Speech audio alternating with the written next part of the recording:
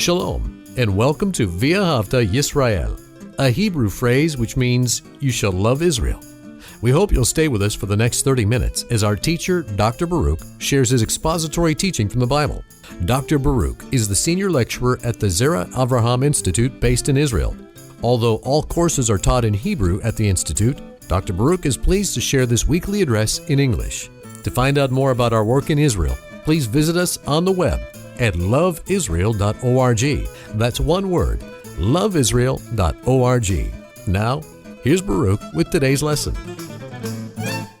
Many people are frustrated with their life, and many times they ask the question, what is the meaning of life?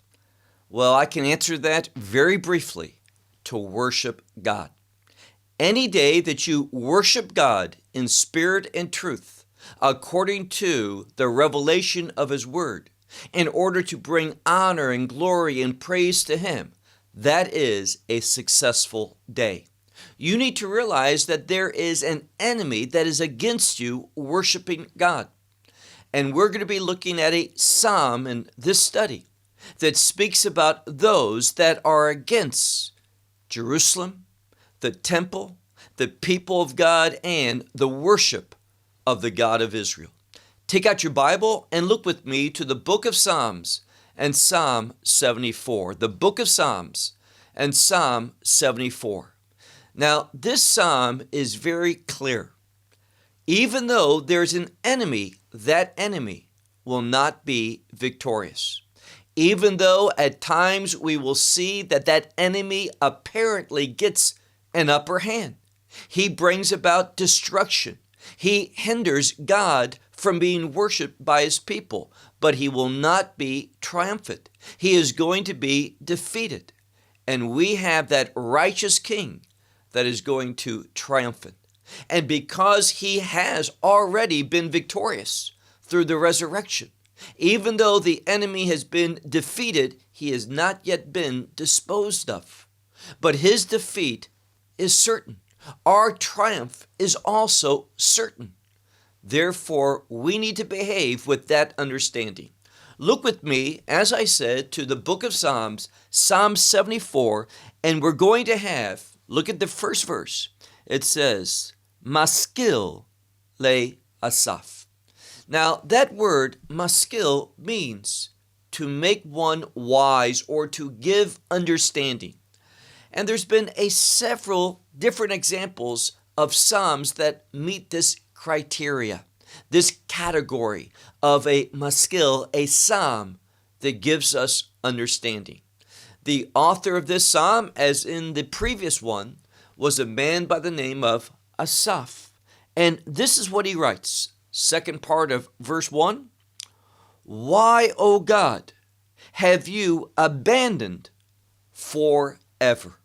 Now, that's the perspective that this psalmist has, that God has abandoned, that He has neglected His people, and that this has gone on for a significant period of time, and it's as though that it's going to continue. He doesn't see through human eyes a change that's coming. But here's the good news. Through prophetic truth, we can be assured that there's a change coming, that there's going to be a triumphant for the people of God. So even though he says, why, O God, have you abandoned forever? And your anger. Now the people, they are experiencing God's anger, and it says, your anger, it will go up. And the word here for going up means the rising up of smoke. And this anger and this smoke that represents God's anger, His displeasure, it says it is against the sheep of your pasture. Obviously, a reference to the children of Israel. Now, we're going to see in this psalm that there are numerous attacks against the people of God, against the city of God, and against the temple of God. And all of this is about one thing. The enemy does not want God to be worshiped. And I cannot overestimate this simple truth. When you worship God faithfully, obediently to the word of his revelation, Scripture. When you do that in a day, that day is successful. It doesn't matter what else is going on in your life. If you are faithful to worship God in a way that's pleasing to Him, in a way that manifests His glory, that gives Him honor and praise, that is success.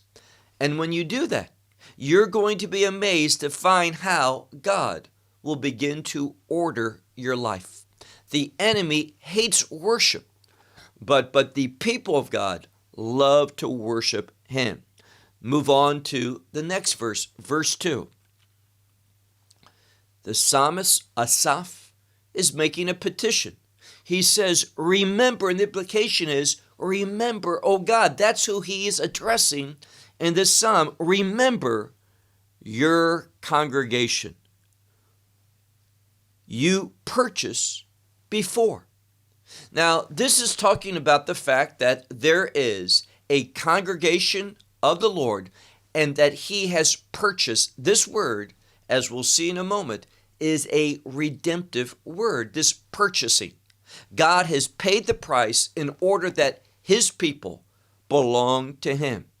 And we see why I say redemption, that context. You have redeemed the tribe of your inheritance. Now, even though we know that there's 12 tribes, sometimes that word Shevet is simply used for the tribe, referring to the people of God. Those who are those descendants of Yaakov, of Jacob. Those who have a covenantal relationship with Him.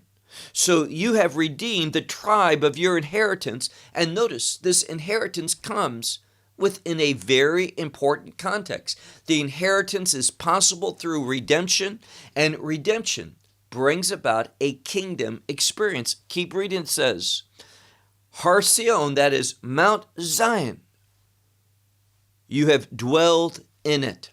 Now, Mount Zion is a kingdom term, and it simply speaks about God who dwells in Mount Zion, that He is a kingdom God. And we're going to see that one of the ways that God is referred to here is as king. Verse 3. The psalmist Asaph, he wants action. He doesn't want this continuing abandonment. He doesn't want the enemy to be experiencing short-term victory. He wants God to rise up and bring about that change for His people. And that's why he says, look at verse 3, raise up your, and this is word for step. Many Bibles will say your feet, understanding the significance of that word. Raise up, and we'll translate it that way, your feet. For what purpose? So that there will not be eternal destruction. Now, what he's saying here is, God, lift up your feet, move, in order to come against what He's concerned about. And this is this long-going destruction that the people of God are experiencing. Attack not only against the people of God, but also the habitation of the people of God. He says in the second part of verse 3, all the evil which the enemy does. So all this making of evil by means of the enemy against, and it has that holy place. Now, some will translate it sanctuary, which is fine, but it's a reference to the holy place.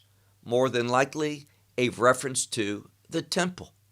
And what we see very clearly is, in history, and even in our days, there's no temple. And this signifies that we are experiencing a spiritual exile. That things are not according to God's order. He is going to bring things into His order, but right now, there's that still experience of exile among the people of God. Both a physical and a spiritual exile. Verse 4. Your enemies, what do? They roar in the midst of and this would be appointed places. It's speaking about those things that relate to the faithfulness of God in Israel's history. We see, for example, today, there is a tomb in Shomron spoken of as the tomb of Joseph.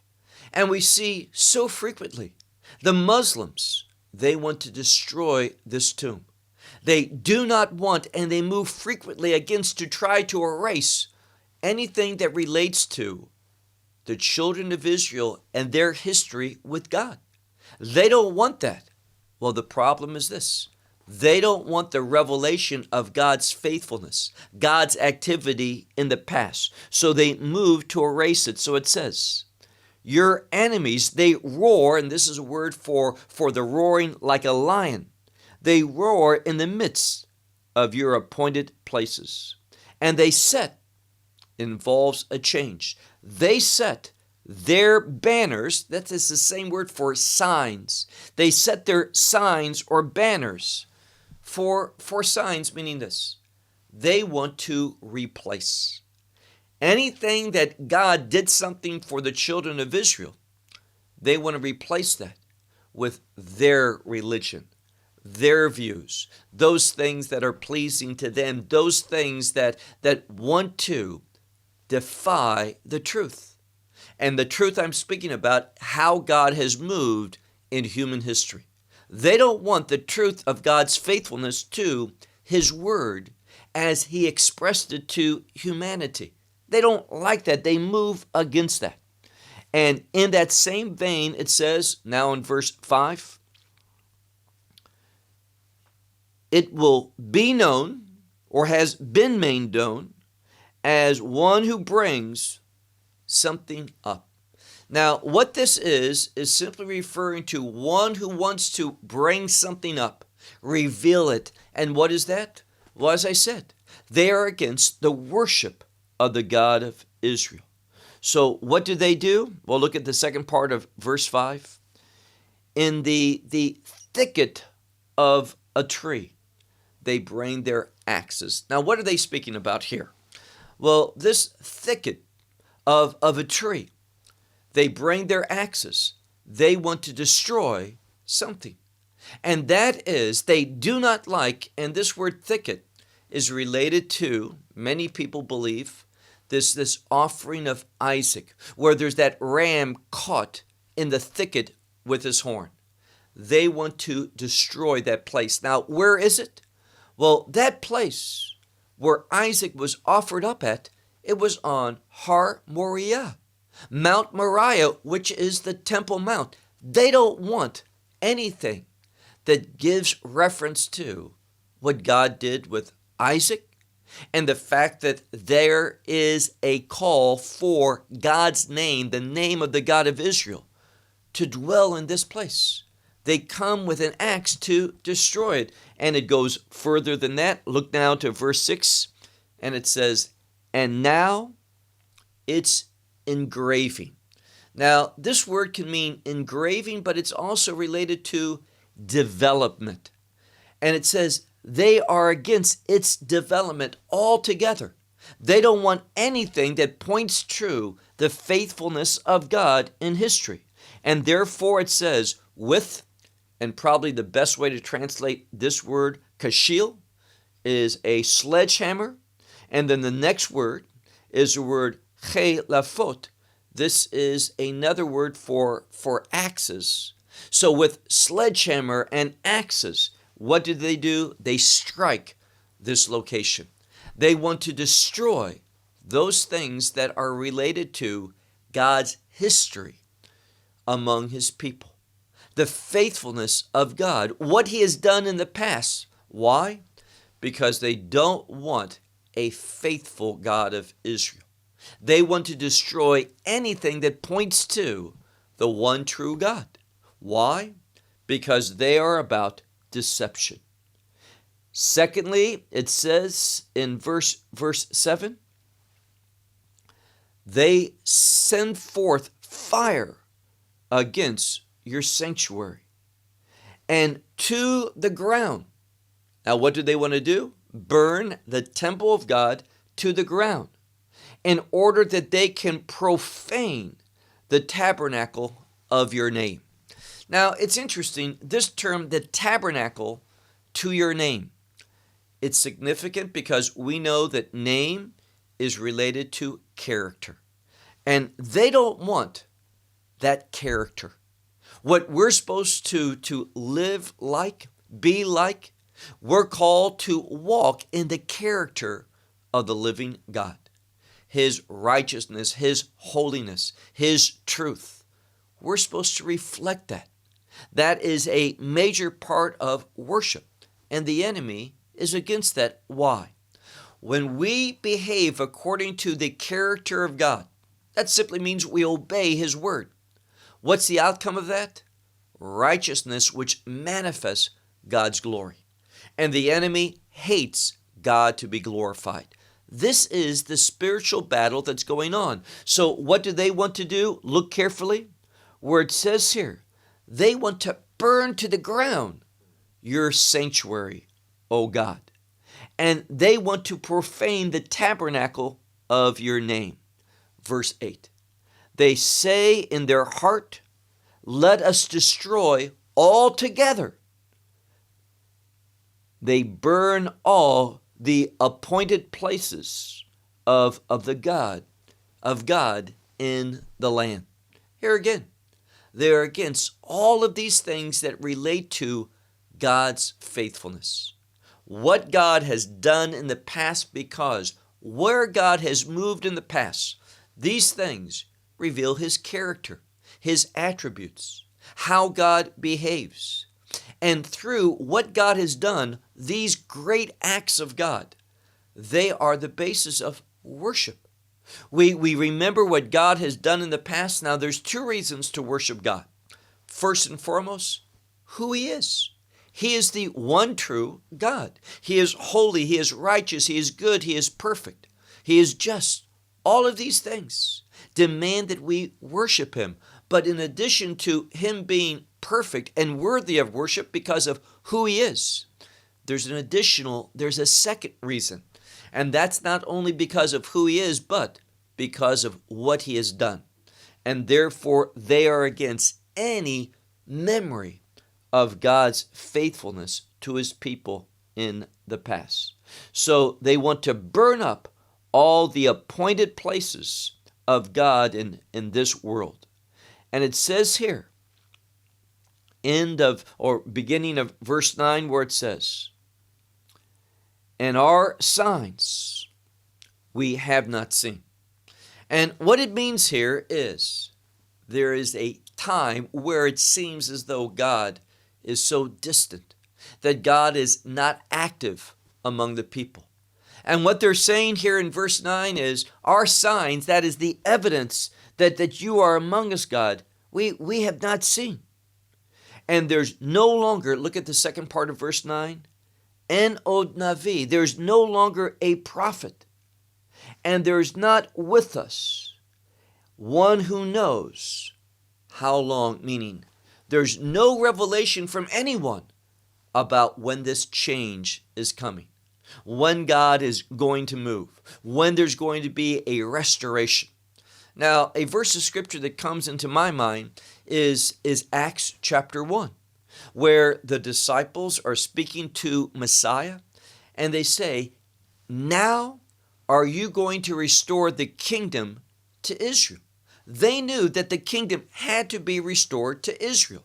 We should as well, but there's no knowledge of when that's going to come about. No one who knows when this is going to happen. Verse 10, unto when, O God, the enemy, he will reproach, and the implication is place reproach upon you, O God. And another word for an enemy, different word, but another word that speaks of an enemy, that he will blaspheme your name forever. When is this change coming? When are you going to destroy those who bring reproach upon your name and who blaspheme your name? They know it's going to come, but there's no evidence among this psalmist of when it's going to take place. Verse 11. Why? And again, all of this is addressed to God. Even though it doesn't say, why, O God, that's who Asaph is speaking in regard to. Why? Your hand, meaning the hand of God, you return even that right hand of God. Why does it return? Why is it in the midst of, and this would be your chest. It's that word we've spoken of before, chek, meaning that chest, that inner part of one's cloak. So the idea here is with the hand of God, the activity of God takes place. So he says, why is it that you have returned your hand to your cloak, meaning there doesn't seem to be any activity? What does he want him to do? Well, how does this verse end? Look at the end of verse 11. The word chale, which is to destroy.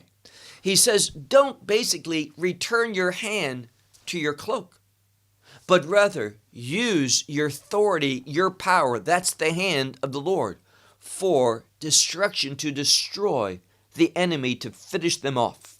Verse 12.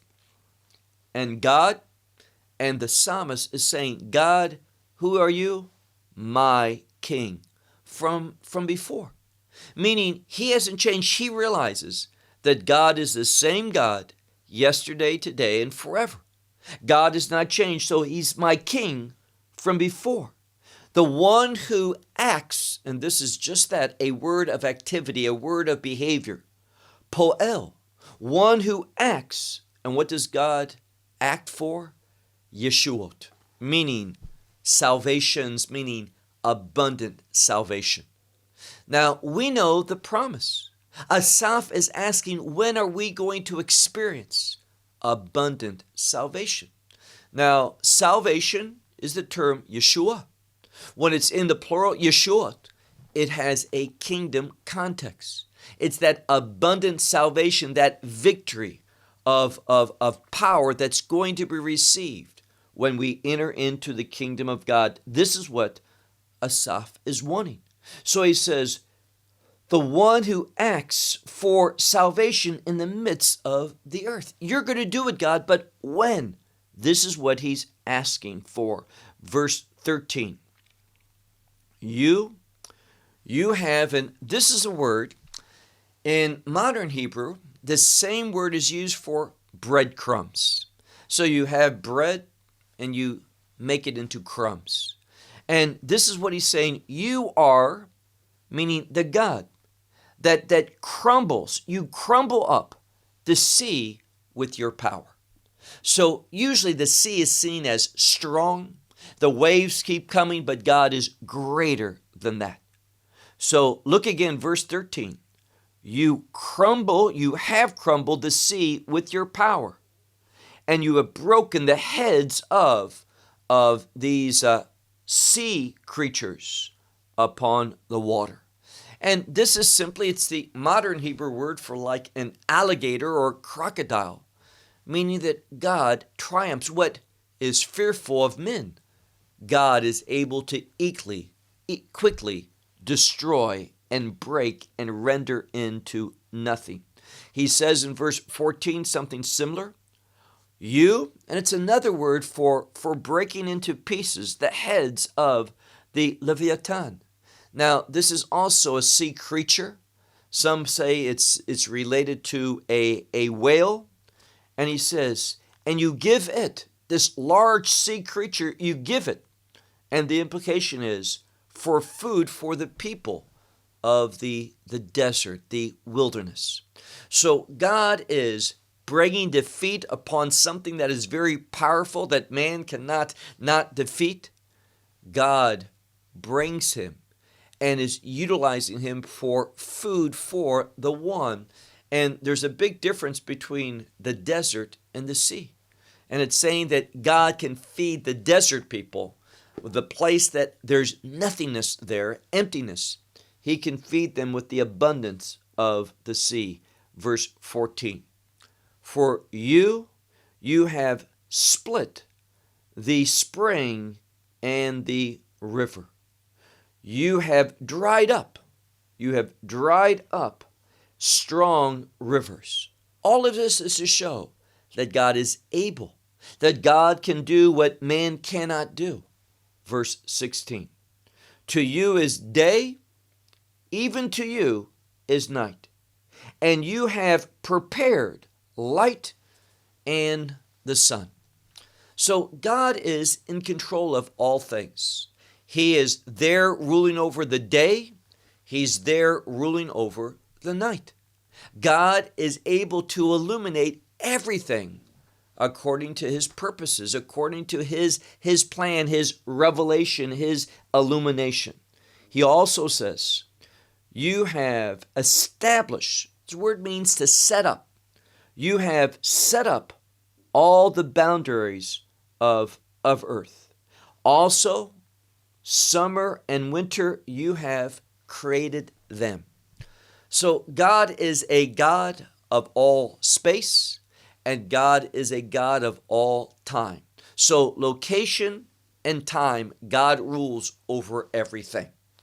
And God is going to move, we can be assured of that, to bring things into a kingdom order. This is what Asaph is pleading for. This is what he wants God to do, because only God can bring it about. Verse 18. Remember this. Remember what? The reproach of the enemy, O Lord.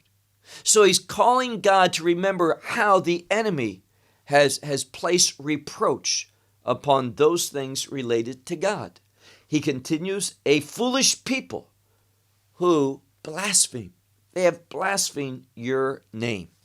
Again and again, what we see here is a people who are against the character of God. Now, realize something. There is that close relationship between the character of God, and because his character is holy, righteous, and perfect, and just, and good, who he is demands worship. This is a vital thing that we remember. God doesn't have to do anything to be worthy of worship. Now, he does many, many wonderful, perfect things. Obviously, whatever God does, it's perfect, it's right, it's holy, it's good. But God is worthy of worship because of his character, who he is. And we need to remember that. And that's why a foolish people, they blaspheme your name. Verse 19. Do not allow the beasts, some living beasts, to do what? The implication is, do not give to some living beasts the turtle dove, your turtle dove. Now, many scholars see the turtle dove as a reference to Israel, the Jewish people. And the beast is the enemy. So don't give your turtle dove, Israel, to the beast, that is the one who is the prince of this age in a temporary sense. And then we see the beast of who? Of those who are afflicted ones, your poor ones. Do not forget them forever.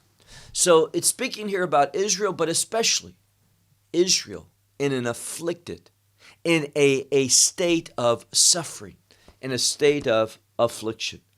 Don't forget them forever, but rather, now verse 20, very important thing, and here again, Bible translates it differently, but let me just read it. It says in Hebrew, habet labrit, not difficult Hebrew. It's a word to look, to gaze upon, to look at something with care, with significance. And he says, look, gaze upon the covenant, for the dark places of the earth are full. What does he mean? He means here that the various places of the earth have become full of darkness. They have become, if you look carefully at the end of verse 20, they have become an oasis, a habitation of Hamas, of violence. So in the present condition, Asaph is looking and he says, the earth is full of darkness. not the glory of God. It's the exact opposite of what the kingdom of God is going to be. And instead of being full of righteousness and justice, it's full of violence. And this word Hamas, it's not alimut, which is normal violence. Violence, but with a purpose. This is violence without a purpose, violence for the sake of violence. He says here, do not return the oppressed one in the state of being ashamed. So don't let the one who is oppressed be brought back ashamed. And the poor and the destitute one, let this one or these ones praise your name. Meaning that the one who is least able because of being in a very difficult predicament, being afflicted, being poor, being destitute, he says, let these praise your name. Rise up, verse 22. Rise up, O God. Riva Ribecha. Two words, the same word. It's a word for contention. And what he's saying is contend for those things that you contend for, those things that are important to you, those things that you have promised, these things that the prophets have revealed. So many Bibles might say, plead your case. It's a word of conflict. Go to war. Take a stand against those things that the enemy is doing. Remember, once more, this word remember, your reproach from a foolish people all day long. Remember how these individuals wanted to place upon God and the people of God a reproach. And then finally, our last verse, verse 23.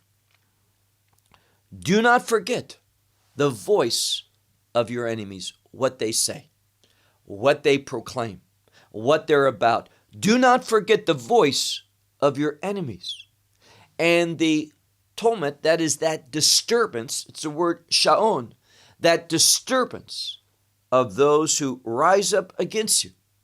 This disturbance, it goes up continuously, meaning there's no rest, no respite from the attacks of the enemy. It goes on and on, their noise, their activity. And what he says is, rise up against them. Be that God who destroys the enemy. For what purpose? Well, when we look at this psalm, and I'm looking at the Hebrew Bible, and it's interesting what they entitled Psalm 74. It says here, my king, and it means my ancient king, the one from past, the same king, today, tomorrow, and forever. My king from the past, he is active in bringing salvation, abundant salvation, in the midst of the earth. That's what God is about. That's what God is going to do. And we need to be in agreement with that objective. Bringing abundant salvation is kingdom business. And let me close with this. Do you realize the privilege that you have? Let me say it another way. Do you realize the wonderful opportunity that you have if you are a believer to participate in the things of God, to serve Him, to be about His purposes, submitting yourself to that? And when you're doing that, you're worshiping God. Not just in word, that's important, but also in deed. So let me ask you this final question, and that is this. Are you participating in the things of God? Are you like Asaph, this author of this psalm, that feels that God has been silent too long? The time is at hand for God to rise up against those who have risen up against Him, those who wage war against the things of God, His namesake, His character, and His places. God is going to move. And many times, God moves first among His people, that He gives us that great privilege of participating and doing His will upon this world. And that is, the foundation of that is worshiping Him. When you worship God and that becomes an emphasis of your life, realize that is going to prepare you to serve God and carry out His will. Worshiping God is a great source of revelation. When you are committed to worshiping God, you are going to see things differently. You're going to have what this psalm is all about. Remember the name? Maskil. It's to give understanding, to make one successful. And when you are worshiping God, there's nothing more successful than that, being a worshiper of God in spirit and in truth. Until next time, shalom from Israel. Well, we hope you will benefit from today's message and share it with others. Please plan to join us each week at this time and on this channel for our broadcast of LoveIsrael.org. Again, to find out more about us, please visit our website, LoveIsrael.org. There you will find articles and numerous other lectures by Baruch. These teachings are in video form. You may download them or watch them in streaming video. Until next week, may the Lord bless you in our Messiah Yeshua, that is Jesus, as you walk with Him. Shalom from Israel.